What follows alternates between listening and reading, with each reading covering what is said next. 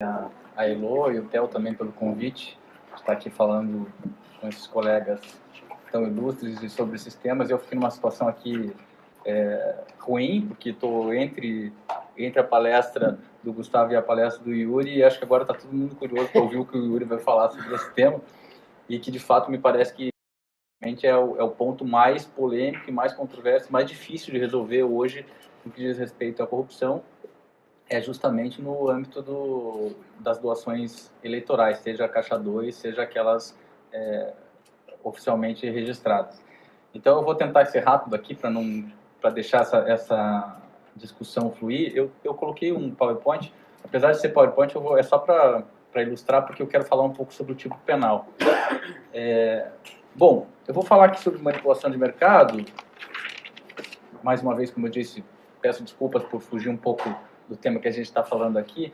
A manipulação de mercado é um crime que foi criado em 2001, está na lei do mercado de capitais, lei 6385 de 76, e junto com ela foram criados os crimes de insider trading e exercício irregular de cargo, profissional de atividade no âmbito do mercado de capitais. No que diz respeito a esse crime de exercício irregular de cargo ou profissão, ele é muito pouco utilizado e tem uma pena muito baixa. Já o crime de insider trading é um crime que é muito mencionado, principalmente no âmbito da literatura, porque ele é um crime interessante, que envolve segredos, é bom para filmes, etc. Os americanos costumam dizer que insider trading é um crime muito mais sexy do que o crime de manipulação de mercado, porque você tem como trabalhar com esses segredos e fofocas, etc. Já a manipulação, ninguém fala dele, é um crime muito pouco mencionado. A última pesquisa que eu fiz a respeito desse tema havia 5 ações penais só no Brasil todo sobre manipulação de mercado, mas são umas ações bem interessantes, JBS, Ike Batista, tem uma recente de manipulação de mercado de câmbio.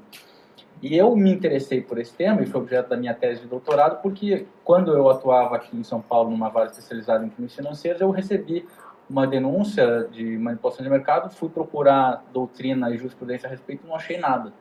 Então, achei que era um tema que valia a pena me dedicar tanto profissionalmente quanto academicamente. Então, essa é a razão pela qual eu optei por estudar manipulação de mercado e falar aqui com vocês hoje. O meu livro não está aí, mas vou aproveitar para fazer propaganda dele. Vai sair em junho, a minha tese sobre manipulação de mercado. Bom, o meu objetivo principal na tese foi exatamente estabelecer qual seria o bem jurídico tutelado na manipulação de mercado. Por que isso? Porque até então o que eu havia lido na doutrina a respeito de manipulação de mercado era uma mera aplicação no âmbito penal das infrações administrativas que regulavam a manipulação de mercado. Então existe uma instrução de 79, uma instrução normativa de 79 da CVM, que tipifica lá de uma maneira muito ampla quais são as hipóteses de manipulação de mercado, e algumas dessas hipóteses são, por exemplo, o sujeito que é um estelionato, claro, o sujeito que utiliza uma procuração falsa para se apropriar ou para vender as ações do seu cliente. E me parecia muito esquisito que isso fosse tratado como uma hipótese de manipulação de mercado. Então, o meu objetivo era, inicialmente, procurar, a partir do bem jurídico, dar uma interpretação para o tipo penal que fosse mais razoável e que fosse diferenciada daquela que é trazida pela jurisprudência administrativa e pelo ato normativo infralegal. Então, eu procurei me dedicar a estudo do bem jurídico e, de uma maneira que eu vou tentar simplificar aqui, o que eu identifiquei como bem jurídico protegido é o mecanismo de formação de preços dos valores imobiliários. O que eu quero dizer com isso? Eu procurei identificar se havia um bem jurídico de caráter difuso que pudesse se sobrepor, que pudesse ser diferenciado da soma dos bens jurídicos individuais, dos patrimônios dos investidores que atuam nesse mercado, para superar o que o Luiz até num texto chamou de teste de não especificidade, ou seja, de identificar se há de fato um bem jurídico que se diferencia da soma dos bens jurídicos individuais. E me parece que no caso da manipulação de mercado isso existe, porque num mercado que se busca eficiente, esse é um pressuposto de funcionamento do mercado numa economia aberta, você tem diversos projetos de investimento concorrendo pelos recursos, pelo dinheiro que existe na economia e que os investidores vão procurar alocar esses valores no projeto que se mostre mais eficiente. Esses recursos são escassos. Para poder saber qual projeto é mais ou menos eficiente, pensem, por exemplo, a gente tem várias startups que estão surgindo por aí, os investidores saber qual que valeria mais a pena investir, ou a Petrobras quer comprar uma refinaria, uma outra empresa quer desenvolver um software. E os investidores, para saber onde eles vão investir o dinheiro, eles precisam ter informações a respeito dessas empresas e dos valores imobiliários que são emitidos. Essas informações, segundo a doutrina econômica e quem lida com o mercado de capitais, elas podem ser de duas espécies. Nós temos informações explícitas e informações implícitas.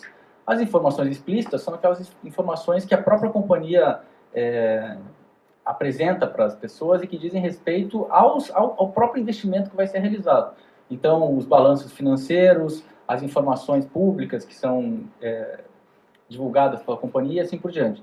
E as informações implícitas são informações que aquelas pessoas que acompanham o mercado e eventualmente até os investidores em geral, eles extraem das negociações. Então, por exemplo, o volume de negociação, o preço que a ação está sendo negociada, a variação que ela tem, oferta, demanda, liquidez e assim por diante. O que a manipulação de mercado faz com essas informações? Ela distorce essas informações e isso faz com que o mecanismo de formação de preços dos valores imobiliários deixe de ser eficiente. E, portanto, a economia como um todo é prejudicada porque os investimentos não são atraídos para aqueles projetos mais eficientes. Como que isso é feito? Seja por meio de informações falsas, divulgação de informações falsas, especialmente quando essa divulgação ocorre por pessoas internas à própria companhia, seja por meio de negociações. No âmbito das negociações é um pouco mais difícil de isso ser efetivo, de a pessoa conseguir realizar um número de operações que efetivamente afete o mercado. Mas a gente tem visto, especialmente no âmbito administrativo, esses casos não chegaram ainda no criminal, hipóteses de spoofing, que basicamente é o seguinte, cada vez mais no mercado de capitais as pessoas têm utilizado robô para fazer operações, esses robôs vêm pré-programados com algoritmos e para que eles disparem ordens diante de determinados pressupostos. No caso do spoofing, o que é feito é que são colocadas milhares ou até milhões de ordens por esses robôs. Essas ordens são canceladas imediatamente. Elas têm, por exemplo, tem um caso da CVM que foi examinado que mais de 97% das ordens foram canceladas e o tempo médio que essas ordens permaneciam no sistema era de 4 segundos. Ou seja, elas não tinham nenhuma intenção de ser efetivamente realizadas, elas estavam colocadas lá só para gerar uma simulação de oferta pelo ativo e puxar o ativo num determinado sentido. Então é possível manipular também as informações implícitas que são essas operações que eu estou mencionando. Então, a partir daí, dessa ideia de que o bem jurídico é um bem jurídico difuso, diferenciado do patrimônio, da soma do patrimônio dos investidores, eu procurei desenvolver a interpretação do tipo penal. Esse é o tipo penal na redação antiga. Eu vou tentar... Tem muitos pontos que dá para tratar sobre manipulação de mercado. É um crime que do ponto de vista dogmático, ele dá margem para a gente examinar muita coisa. Elementos normativos muito abertos, complementação à sociedade administrativa, e entre outros. Agora, essa redação antiga, ela era muito ruim. E a redação nova continua ruim. O que eu quero tentar fazer com vocês é que mostrar alguns problemas que ela existiam e que alguns foram mantidos, alguns foram melhorados. Eu acho que eu acabei esquecendo de falar que essa lei foi mudada em 2017, no ano passado. E foi como costuma ser. Lei JBS. Os colegas aqui, o Luiz, o Gustavo, o Adriano, sei que o Alaor também está. Não lembro quem mais que está no projeto, o Fred está também no projeto, sabem como é difícil influenciar a produção de leis e tentar melhorar tecnicamente a produção de leis. Eles estão atuando na questão do anteprojeto alternativo de Código Penal. Nesse caso, eu e a Elo até tentamos descobrir quem foi que mexeu na lei e não conseguimos descobrir, não teve nenhuma discussão clara sobre a mudança desse tipo penal e, portanto, sequer foi possível influenciar num sentido ou em outro. Eu vou passar muito rapidamente sobre esses pontos, só para chamar a atenção para alguém que tenha interesse posterior, mas a gente tinha aí no tipo penal, na redação antiga, essa redação que dizia, e eu estou frisando aí, esse elemento subjetivo do tipo esquisito, que a gente tem, primeiro, um elemento subjetivo, finalidade de alterar artificialmente o regular funcionamento dos mercados, e depois vocês vão ali embaixo que vê que tem mais dois alternativos. Com o fim de obter vantagem indevida ou lucro para si ou para outrem, ou causar danos a terceiros. Então seria um elemento subjetivo e mais dois elementos subjetivos que se somam a esse primeiro, mas são alternativos. E quando a gente estuda a casuística da manipulação de mercado, especialmente no âmbito administrativo e no direito estrangeiro, porque no Brasil, como eu disse, a gente tem muito pouca coisa, a gente vê que normalmente os objetivos pelos quais a prática é realizada nem sempre tem a ver com a intenção do próprio manipulador de mexer com o processo de formação de preço. Isso é uma coisa que acontece, mas não é esse o objetivo dele. Então, por exemplo, a gente tem uma forma de money pass, que é uma passagem de dinheiro entre duas pessoas pelo mercado, que isso pode eventualmente afetar o mecanismo de formação de preço, mas não é o objetivo deles fazer isso. E, portanto, esse é a doutrina portuguesa, que antigamente tinha esse elemento e alterou, dizia que era um elemento bizarro do tipo, que é difícil de provar e que não tem nenhuma utilidade prática. Um outro ponto é essa finalidade de alterar artificialmente o regular funcionamento dos mercados, que tampouco quer dizer muita coisa. Alterar artificialmente o regular funcionamento dos mercados poderia ser, por exemplo, alguém que quer atuar no sistema eletrônico da Bolsa e atrapalhar as operações. Então, o ideal seria, e eu acho que essa é a interpretação que já deveria ser feita no tipo penal anteriormente, falar em alterar artificialmente o regular funcionamento do sistema de formação de preços no mercado, para que tivesse uma interpretação racional por tipo. Depois nós temos, como eu disse, esse fim de obter vantagem devida ou lucro para si ou para outrem ou causar dano a terceiros, que merece também dois elementos subjetivos do tipo que são incompatíveis e inadequados para um crime que pretende proteger um bem de caráter difuso e não um crime patrimonial típico.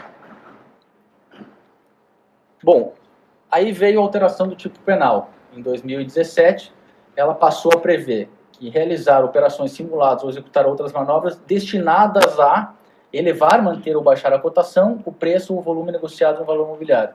Essa parte da cotação, o preço, o volume negociado no valor imobiliário me parece muito mais adequada, porque a gente está falando de uma coisa palpável, que é exatamente o mecanismo de formação de preços e que pode ser aferido no caso concreto. Porém, ela continua com essa expressão destinadas a, dar a entender se tratar de um elemento subjetivo do tipo, ao invés de tratar de um elemento de aptidão, de um elemento de idoneidade para efetivamente uma conduta que tenha essa aptidão para levar a esses efeitos. Então, essa parte que eu entendo que foi melhorada, mas não com o termo destinadas, e foi mantido esse fim de obter vantagem devido ao lucro, que, como eu disse, me parece inadequado para um tipo penal que protege um bem jurídico dessa espécie. Para dar um exemplo de Portugal, onde essa alteração foi feita, está previsto esse elemento de aptidão, que essas operações sejam idôneas para alterar artificialmente o regular funcionamento do mercado de valores imobiliários. Vejam que o nosso tipo penal copiou boa parte desses elementos.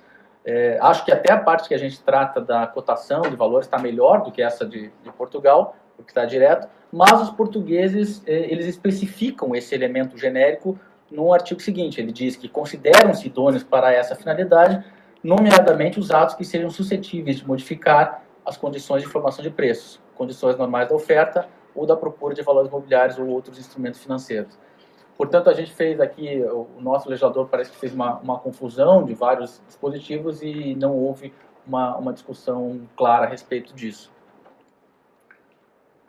Outro ponto que a nossa legislação alterou, mas não acolheu, e que me parece que deveria ter feito, é uma previsão expressa de que a divulgação de informação falsa também caracteriza uma forma de manipulação. Embora me pareça que seja possível extrair isso da ideia de manobras e execução de operações simuladas, em todos os países que a gente consulta um tipo penal de manipulação do mercado, existe essa divisão clara entre realizar operações e divulgar informações falsas. No Brasil se perdeu, mais uma vez, a oportunidade de deixar isso claro com essa redação de 2017. E outro ponto interessante também, aí puxando do direito português, no direito português existe uma figura específica, um crime omissivo próprio para os gatekeepers, que, cientes da prática de operações de manipulação, se omitem em impedir a realização dessas operações. Como a gente não tem esse tipo penal, a gente fica naquela situação que cada vez mais complexa. A Elo tem provavelmente atualmente o melhor livro sobre essa questão dos crimes omissivos impróprios aqui no Brasil, e a gente vê a dificuldade que existe em imputar responsabilidade nesses casos, diante da ausência de um tipo específico que cubra essas condutas. Bom, eu vou falar rapidamente sobre outro problema aqui, que é o fato de que essa redação nova do tipo penal, ela não deixou, pelo menos não fez isso de uma maneira clara, embora me pareça possível, a partir do bem jurídico, fazer uma interpretação restritiva, no sentido de tentar diferenciar, ao menos em parte, as infrações administrativas do tipo penal, mas não houve uma diferenciação clara do que vai ser punido na esfera administrativa e do que vai ser punido na esfera penal. E, portanto, a gente tem uma situação, pelo menos parcialmente, de possibilidade de duplo sancionamento. Para resolver esse problema, ou pelo menos para atenuar esse problema do duplo sancionamento, essa é uma questão que no Brasil, até um tempo atrás, ninguém sequer se dava conta disso, ou sequer via um problema na possibilidade de duplo sancionamento. Fala-se em independência das esferas e, portanto, isso não seria sequer um problema. Até a Helena, que está aqui, escreveu um livro pioneiro e muito bom sobre isso, sobre se o bis in idem veda a punição administrativa e penal pelos mesmos fatos. Mais uma vez aqui a gente perdeu a oportunidade de resolver esse problema, e me parece que isso poderia ter sido feito, por exemplo, deixando para a gente ter alguns critérios que a gente pode sim buscar no direito comparado, mas tem dois que me parecem mais interessantes. O melhor deles me parece um que é adotado no direito alemão, que é no sentido de que aquilo que não afete efetivamente o mecanismo de formação de preços seja tratado como infração administrativa, e se houver essa lesão ao bem jurídico, a gente trate como um crime. Então, por exemplo, a CVM puniu um sujeito que ele tinha 2 perfis numa rede de comentários sobre ações, não é blog, como é que chama? Um chat. E ele ficava lá, ele dizia, essa ação vai subir, e depois ele respondia dizendo que ia subir. Isso não teve nenhum efeito no mercado, e ele foi punido administrativamente. A rigor, isso poderia ser tratado também como crime, em razão de não existir essa diferença, pelo mero potencial disso afetar o mercado. Então não houve essa alteração, que me parece deveria ter havido nesse sentido, ou então, como fazem os espanhóis, de exigir um dano, uma vantagem mínima, como acontece também no âmbito tributário, para que a conduta seja considerada criminosa. A mim não me parece a melhor solução, porque, como eu disse, não entendo que seja um bem jurídico patrimonial que está sendo defendido aqui, mas seria pelo menos um critério objetivo a diferenciar a infração administrativa do crime. Então, a saída aqui, enquanto não há uma saída legislativa para isso, que me parece deveria haver, e essa saída legislativa deveria levar em consideração não somente a diferenciação material entre tipo penal e infração administrativa, mas deveria levar em consideração também a possibilidade de um mecanismo de solução dessas zonas cinzentas. Na França, por exemplo, um caso interessante, depois de uma decisão da Corte Europeia de Direitos Humanos entendendo impossível esse duplo sancionamento, eles, exatamente em casos de crimes contra o mercado de capitais, eles entenderam o seguinte, que nos casos em que o equivalente à CVM francesa entenda que existe uma infração administrativa de manipulação de mercado, ela tem que comunicar ao Ministério Público a respeito dessa sua conclusão. O Ministério Público tem 2 meses para se manifestar a respeito, se ele entende que também há um crime a respeito disso. Se o Ministério Público entender que há um crime, ele vai levar essa questão para o Procurador-Geral perante o Tribunal de Paris, que seria algo equivalente às nossas câmaras de coordenação aqui no Ministério Público Federal. E aí, esse órgão que vai mediar essa situação vai definir qual dos dois vai tocar essa persecução, seja na esfera administrativa, seja no âmbito penal, e não vai haver possibilidade, portanto, de duplo sancionamento. Enquanto isso não ocorre, uma solução que tem parecido cada vez mais possível é a ideia de um conserto institucional, ou seja, independente da previsão expressa na lei, que o Ministério Público e a CVM atuem juntos para evitar esse tipo de problema. Isso tem acontecido cada vez mais, a CVM e o Ministério Público têm acordos de cooperação, convênios em que eles tratam dessas possibilidades.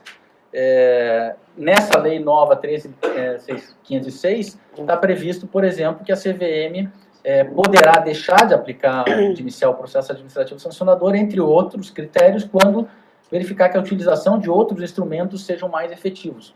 Portanto, dá aí uma margem para a CVM de dizer, olha, o Ministério Público já está processando isso, então, portanto, nós não vamos tocar isso adiante. E o Ministério Público, por outro lado, embora seja necessário defender uma maior discricionalidade para o Ministério Público, pode, por exemplo, entender que o caso não é de uma lesão significativa ao bem jurídico e deixar que só a CVM trate desse problema. E, por fim, agora a gente tem essa figura no âmbito da CVM e do Banco Central do acordo administrativo, né, que é algo equivalente a um acordo de leniência. Só que essa lei não previu, como aconteceu, por exemplo, na lei antitruste, que uma vez celebrado o acordo com a CVM ou com o Banco Central, o Ministério Público não possa oferecer a denúncia e que, uma vez cumprido o acordo administrativo, a punibilidade fique extinta.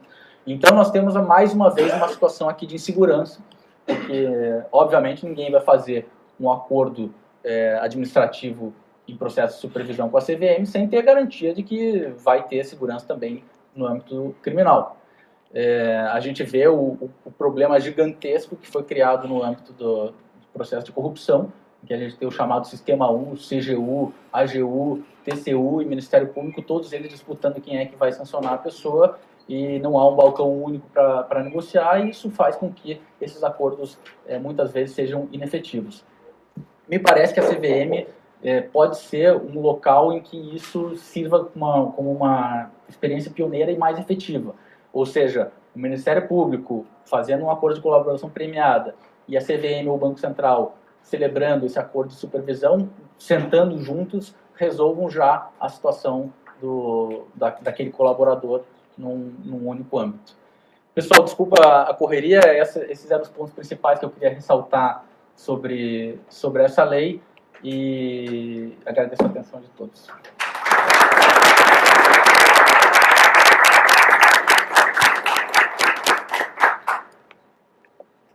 Helena? Helena, você quer falar? Pode Está falar. gravando? Não. Em primeiro lugar, eu queria te parabenizar pelo tratamento desse tema, que é pouquíssimo estudado no Brasil. E eu queria, aproveitando o que aconteceu no caso do mercado de câmbio, discutir alguns pontos com você. A gente teve aquela discussão entre cartel versus manipulação de mercado. A minha pergunta é, em primeiro lugar, se você entende que nesse caso específico a conduta se enquadraria como crime de cartel ou como manipulação, e por quais fundamentos. Em segundo lugar, aí a pergunta que eu acho mais complicada, o fato de a CVM e o Banco Central terem se manifestado expressamente nesses casos, falando, olha, não teve manipulação, a gente não enxergou nenhum ilícito aqui, deveria influenciar de alguma forma na tomada da decisão do juiz criminal, no sentido de dizer, bom, se eles entenderam que não houve ilícito, ou se a CVM entendeu que não se tratava de uma matéria regulada por si, ou seja, que não seria mercado de capitais, se o juiz de alguma forma deveria ficar vinculado a essas decisões administrativas anteriores. Bom, ótimas perguntas. Em relação à primeira delas, eu confesso que eu não conheço os detalhes da denúncia, mas, em princípio, me parece possível a gente ter um concurso formal, porque a gente está tratando de... Se a gente está tratando de manipulação de contrato futuro de câmbio, que eu acho que é isso é valor mobiliário, o bem jurídico que eu mencionei aqui, que a gente está falando de, eventualmente, aplicação dos recursos naqueles bens para se proteger de variação, ou até como forma de especulação de investimento, me parece possível tratar como manipulação. E a rigor, eu não conheço exatamente o tipo penal, não me lembro agora da 8137, mas se tem aí a possibilidade de porque eles supostamente combinavam os preços, né, que iam ser negociados, não me parece impossível tratar isso como um concurso formal. Com relação à vinculação, esse é um tema mais polêmico, mas eu entendido que o juiz criminal ele não pode ficar vinculado necessariamente à decisão da CVM nesses casos. Porque, embora a CVM tenha um conhecimento técnico muito maior, quem dá a última palavra a respeito disso é o Poder Judiciário. Agora, isso obviamente não significa que o juiz não tenha um ônus argumentativo gigantesco para dizer por que a CVM está errado nesses casos. E o próprio Ministério Público também. O Ministério Público, se vai oferecer uma denúncia em que ele diz, olha, a CVM entendeu que isso não é manipulação do mercado, mas eu entendo que é manipulação do mercado, ele tem que demonstrar por que a CVM está errada. Tem um caso antigo do Supremo referente ao Banco Central que foi depois reconhecida inepta da denúncia, porque o Ministério Público ofereceu uma denúncia baseada só na conclusão do Banco Central e depois o Banco Central reverteu essa decisão no Conselho, né, no Conselhinho. Eu entendo que caberia ao Ministério Público demonstrar o erro dessa decisão. É diferente, por exemplo, uma decisão em que a gente está tratando de associariedade em relação a um ato administrativo. Por exemplo, a gente está tratando de o Banco Central, sei lá, operar a instituição financeira sem autorização. E o Banco Central diz, olha, não precisa de autorização nesse caso. O juiz diz, não, eu entendo que precisa. No mínimo, a gente teria aí um erro de tipo, porque o sujeito não tem por que acreditar que ele tem que fazer uma coisa que a própria autoridade administrativa diz que não. Agora, a conclusão, então o que eu quero dizer é que, principalmente a conclusão dos órgãos administrativos de julgamento, não vincula o juiz criminal. Diferente daquele ato administrativo que integra o tipo penal e que tem que ser verificado no caso concreto. Mas já está acontecendo isso no caso mundial, né?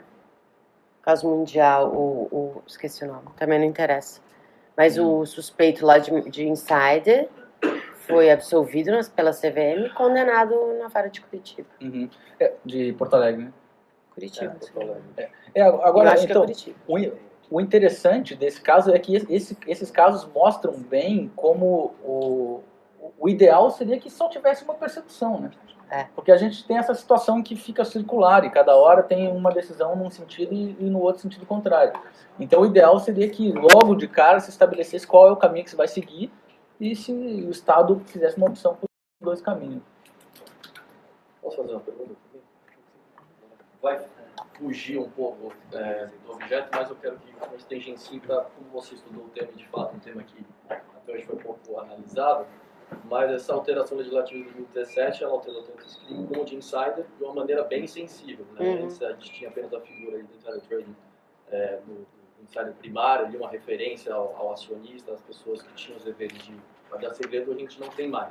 Hoje essa diluição, que praticamente representa o ilícito administrativo no tipo penal, houve uma alteração do bem jurídico. Você vê alguma interligação com esse bem jurídico que você identificou no crime de manipulação do mercado, ou você considera que não há, mas essa alteração legislativa de fato ela provocou uma alteração do que antes havia, ou permanece intacta? Você tem uma opinião a respeito? Eu diferencio o bem jurídico no caso do insider, eu acho que não é o mesmo, e acho que no caso do insider é muito mais polêmico, porque no caso do insider a gente pode tratar como a ideia de que você está violando um dever fiduciário que você tem com agora a talvez empresa. Está mais, né? Porque você tem o que não tem o dever fiduciário está praticando crime. Exato. Essa que é Exato. o que está acontecendo agora. E que agora você teria, para você considerar assim, você teria que tratar isso como uma ofensa própria à ideia de livre concorrência no mercado, que é muito mais complicado, porque para pegar um exemplo assim absurdo, mas claro que eu não estou defendendo que o tipo penal abranja isso, mas para a gente ver aonde pode chegar.